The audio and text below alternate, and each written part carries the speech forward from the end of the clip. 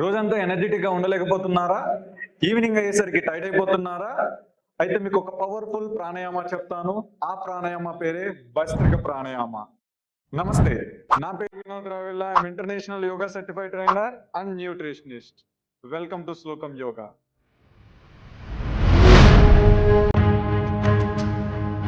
భస్త్రిక ప్రాణాయామం వల్ల చాలా బెనిఫిట్స్ ఉన్నాయి. ఈ బెనిఫిట్స్ ని యోగాలో మనకు ఒక పవర్ఫుల్ శ్లోకం ద్వారా ఎక్స్ప్లెయిన్ చేస్తున్నారు. దాన్ని మనం సింపుల్ గా అర్థం చేసుకుంటూ చాంట్ చేస్తూ మీకు ఎక్స్ప్లెయిన్ చేస్తాను. పదండి.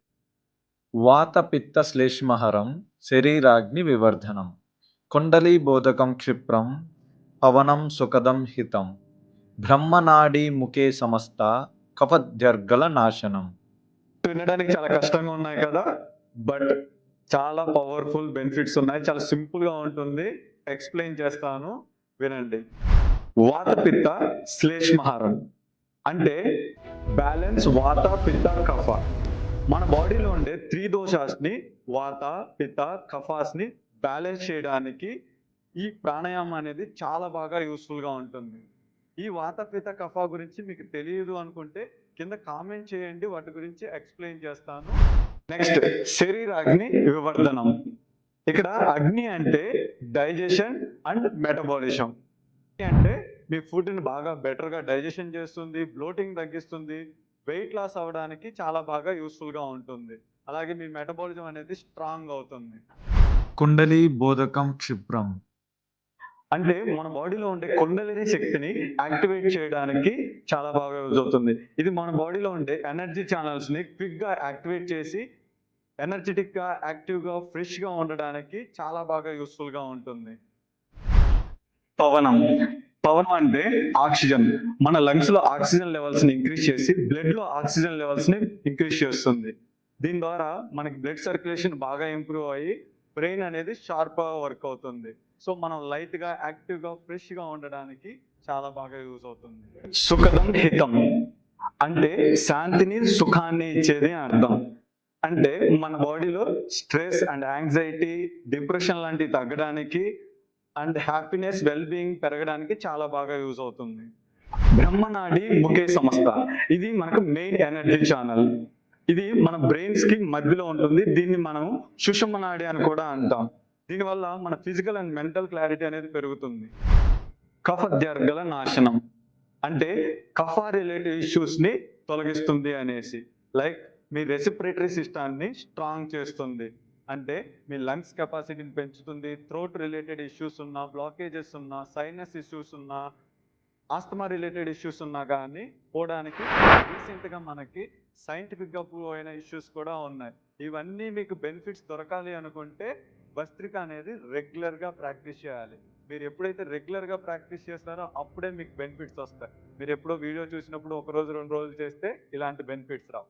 ఇప్పుడు మీకు స్టెప్ బై స్టెప్ మీకు భస్త్రిక ప్రాణాయామం ఎలా చేయాలి అనేది మీకు గైడ్ చేస్తాను, పదండి.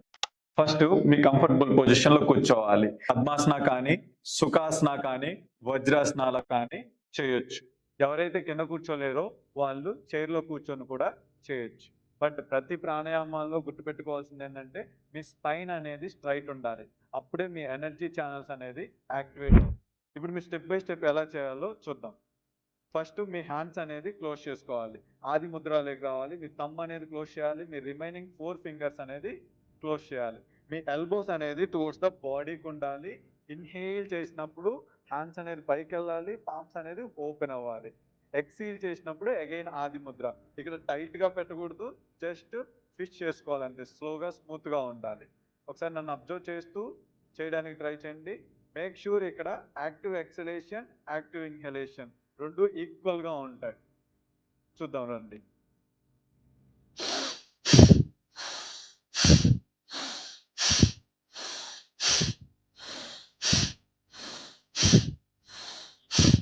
చూసారుగా, ఎల్బోస్ టువర్డ్స్ ద బాడీ ఉన్నాయి. పైకి అన్నప్పుడు ఇన్హలేషన్ అయింది, కిందకు వచ్చినప్పుడు ఎక్సలేషన్ అయింది. చాలా మంది ఇక్కడ కామన్ గా చేసే మిస్టేక్ ఏంటో తెలుసా? పైకి అన్నప్పుడు హెడ్ అప్ చేసేస్తారు, కిందకి అన్నప్పుడు హెడ్ డౌన్ చేస్తారు. అండ్ మీరు కళ్ళు మూసుకొని చేసినప్పుడు మాత్రమే మీకు ఆ ఎనర్జీని ఫీల్ అవ్వగలరు. సో స్టార్టింగ్లో ఎలా చేయాలో నేర్చుకున్న తర్వాత మీరు కళ్ళు మూసుకొని మాత్రమే చేయడానికి ట్రై చేయండి. ఇప్పుడు అర్థమైంది కదా ఎలా చేయాలో? ఇప్పుడు ఇంకోసారి చేస్తాను. నాతో పాటు చేయడానికి ట్రై చేయండి.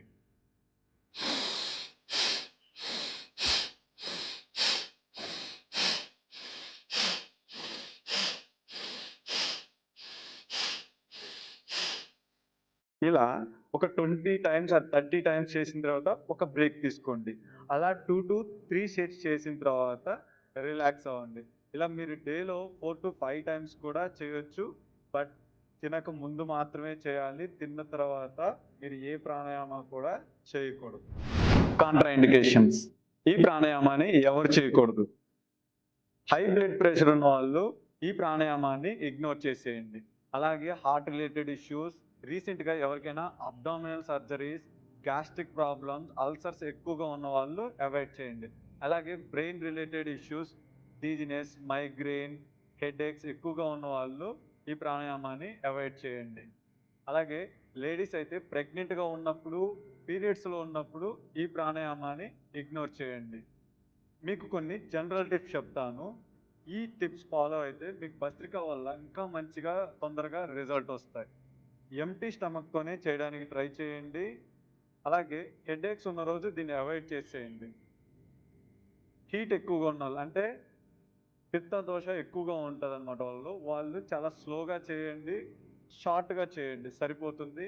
ఇలాంటి చిన్న చిన్న టిప్స్ ఫాలో అవుతూ చేయడానికి ట్రై చేయండి. మీకు ఈ ప్రాణాయామాల్లో చాలా వేరియేషన్స్ కూడా ఉన్నాయి. వాటి వల్ల ఇంకా చాలా బెనిఫిట్స్ ఉన్నాయి. అవన్నీ మీకు కావాలి అంటే మీరు రెగ్యులర్ క్లాసెస్‌లో జాయిన్ అవ్వండి. మీకు different different pranayamas, different yoga asanas, different formations ఉంటాయి. అండ్ థెరపటిక్ యోగా సెషన్స్ కూడా ఉంటాయి. సో అవన్నీ కావాలి అనుకుంటే ఈ కాంటాక్ట్ నెంబర్‌కి కాంటాక్ట్ అవ్వండి. మీకు ఎలాంటి డౌట్స్ ఉన్నా అక్కడ అడిగి మీరు తెలుసుకోవచ్చు. వీడియో నచ్చినట్లయితే లైక్ చేయండి. మీకు ఎలాంటి డౌట్స్ ఉన్నా కామెంట్ చేయండి. ఇలాంటి మంచి మంచి వీడియోస్ కావాలంటే సబ్స్క్రైబ్ చేయండి. మీ ఫ్రెండ్స్ అండ్ ఫ్యామిలీ మెంబర్స్‌కి షేర్ చేయండి. నమస్తే.